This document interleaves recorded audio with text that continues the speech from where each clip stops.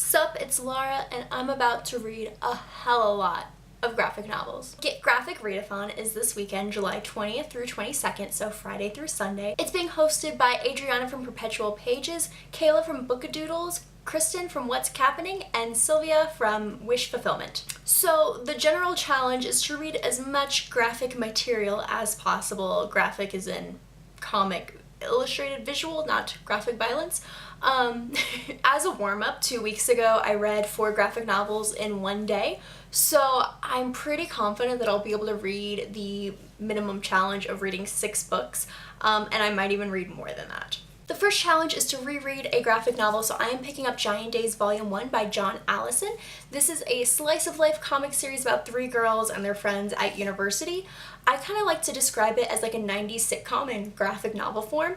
So if you think of it that way, as if it's like an episode of Friends, it's much easier to understand the whole narrative style, because before I just was like, there's no resolution, they just keep leaving on jokes. Oh, it's like a 90s sitcom, and that totally clicked for me. So I'm really excited to reread these series because they're coming out with an extra credit edition, so all these like shorter graphic novel like short stories, as well as an early registration, so about their first month at university, because this starts, I believe, 2 or 3 months in.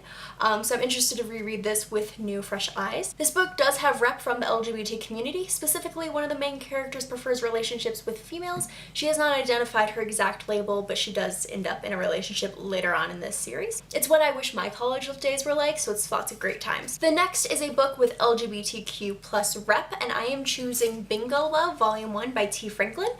Its own voices for Black rep. I'm not sure of the author's identity at the top of my head, and I couldn't find anything concrete online from my basic searching, and I may have missed something. I'm aware of that. So it's about 2 girls who are in a relationship in the 1960s playing bingo at church and are pulled apart based on like societal and family pressures, who meet later on in life. I've heard delightful things. I've heard it's getting a second volume, and it's been on my radar for well over 8 or 9 months, so it's about time I get to it. The next category is a book with own voices representation, and so I'm choosing As the Crow Flies by Melanie Gilman. This is own voices for the non-binary representation. I have read Melanie's zine, and it's phenomenal. One of my friends luckily had a copy, so I was able to read it, and it's very informative about what being non-binary looks like.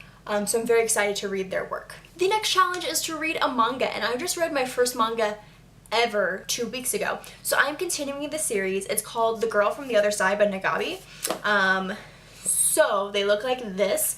It is about people from the inside and the outside. And so the little girl is from the inside. She's still pure or whatever. The outsider is cursed, and you can't be touched by an outsider or else you get cursed. She gets left in the outside world, and she thinks that her family's coming for her, but she isn't, so she's being protected by this outsider.